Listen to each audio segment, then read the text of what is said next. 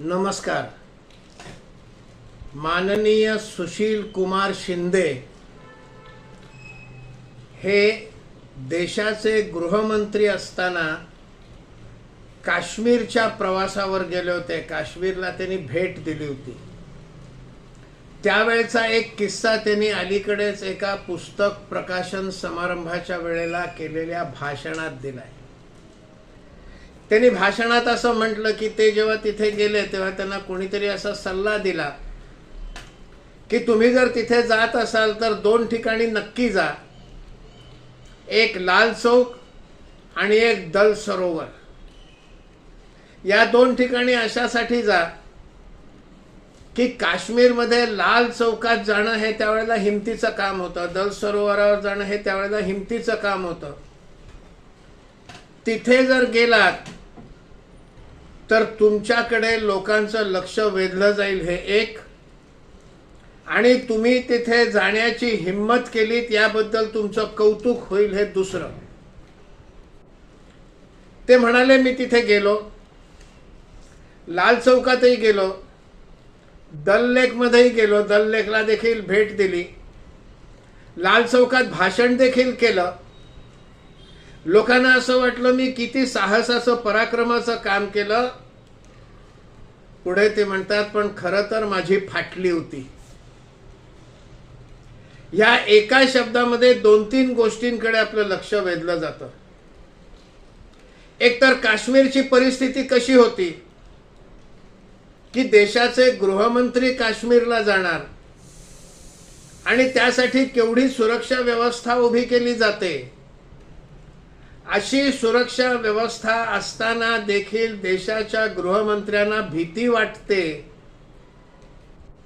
याचा अर्थ तिकडची परिस्थिती कशी होती.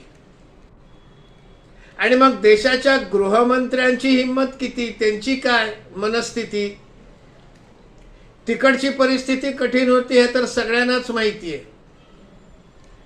पण देशाच्या गृहमंत्र्याची मनस्थिती अशी असावी. मुळामध्ये 2-3 उदाहरणं अशी आहेत की ज्याच्यामध्ये देशाची सुरक्षा, व्यापक जनहित, प्रजेची सुरक्षा यापेक्षा सुद्धा 1 किंवा 2 व्यक्तींची सुरक्षा किंवा त्यांची इच्छा एवढ्यावरच लक्ष केंद्रित गेलं.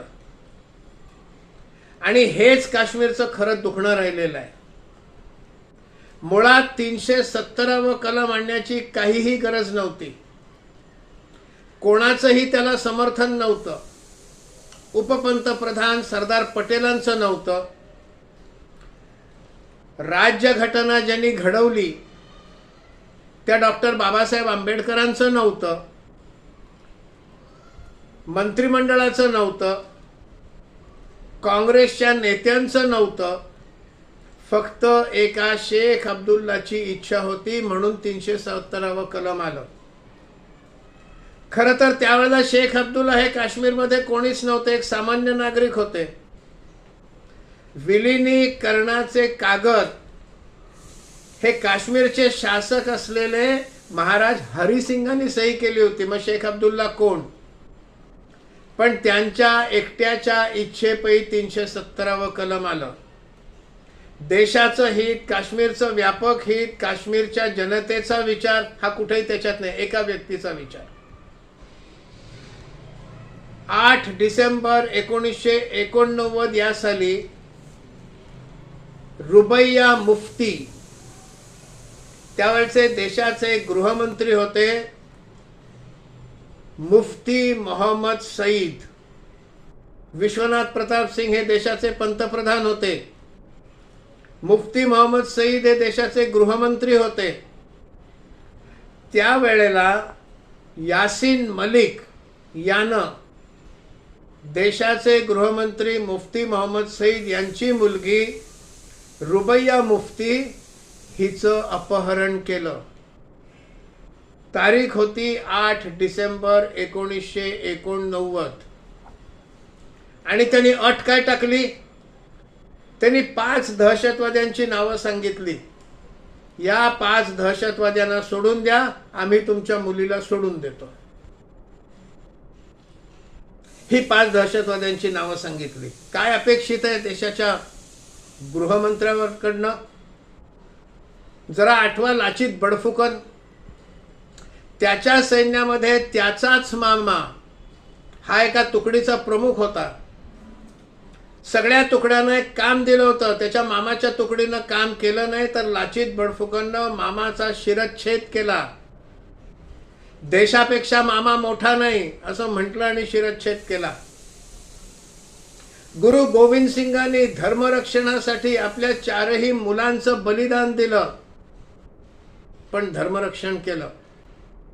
संभाजी महाराजांनी 40 दिवस अत्याचार भोगले, हाल भोगले, पण औरंगजेबाच्या त्या भीतीला बळी पडला नाही, त्याच्या प्रलोभनालाही बळी पडला नाही. ही उदाहरणं आपल्या समोरची आहेत. आपल्याकडे अशा अनेक वीरमाता झाल्या ज्या असं म्हणाल्या की माझा एकच पुत्र होता, तो बलिदान दिलं, याचं मला दुःख नाही, बलिदान द्यायला मला अजून मुलं नाहीत याचं दुःख होतं, असं म्हणणारा वीरमातांचा हा देश आहे. आणि इथे देशाचा गृहमंत्री काय करतो? मुफ्ती मोहम्मद सईद आपल्या मुलीला सोडवण्यासाठी 5 अतिरेक्यांची सुटका करतो. का नाही त्याने असं म्हटलं की माझ्या मुलीचं काय व्हायचं ते होऊन दे, एकही अतिरेकी सोडणार नाही, देशासाठी माझ्या मुलीचं बलिदान झालं तरी चालेल. ही भारतीय परंपरा नाही आहे, पण त्यांनी ते केलं. सुशील कुमार शिंदे तर सांगतातच, माझी फाटली म्हणतात. हा शब्द त्यांनी वापरला, मी नाही वापरत आहे. आणि मग 1992 साली डॉक्टर मुरली मनोहर जोशी आणि नरेंद्र मोदी 26 जानेवारीला लाल चौकात पोचले. नरसिंह राव तेव्हा देशाचे पंतप्रधान होते. मुरली मनोहर जोशी आणि नरेंद्र मोदी लाल चौकात पोचले तेव्हा तिकडनं आवाज आला, हिम्मत असेल तर या, ज्यांनी आपल्या आईचं दूध प्यायलं असेल तो या. मुरली मनोहर जोशी घाबरले नाहीत, नरेंद्र मोदी घाबरले नाहीत. गेले श्रीनगरला, लाल चौकामध्ये तिरंगा फडकावला. कुठूनही गोळी आली असती. ते तर देशाचे गृहमंत्री नव्हते, सरकारमध्ये मंत्री नव्हते. मग गृहमंत्र्याला जे संरक्षण होतं त्याच्यामध्ये गृहमंत्र्यांचे फाटते. मग मुरली मनोहर जोशी आणि नरेंद्र मोदी घाबरत नाहीत. हाच तो फरक आहे. माझी सुरक्षा, माझ्या मुलाबाळांची सुरक्षा, माझा मित्र शेख अब्दुल्ला त्याची इच्छा, यासाठी काश्मीरमध्ये एक चुकीचा निर्णय घेतला गेला. हा विषय केवळ सुशील कुमार शिंदेपुरता मर्यादित नाही, तर एकूणच काश्मीर समस्येशी जोडलेला हा विषय आहे. अशी आपली परंपरा आहे. काश्मीर समस्येचं मूळ ह्या अशा मानसिकतेत आहे. आधी माझं भलं, माझ्या मुलाबाळांचं भलं, माझ्या मित्राची इच्छा. व्यापक देशाची सुरक्षा याचा विचार कधी झालाच नाही. आणि त्यामुळे काश्मीरची समस्या चिघळत गेली, हे लक्षात घ्या. हे मत जर आपल्याला पटलं असेल तर कृपा करून व्हिडिओ शेअर करा, लाईक करा आणि चॅनल सबस्क्राईब करा. धन्यवाद.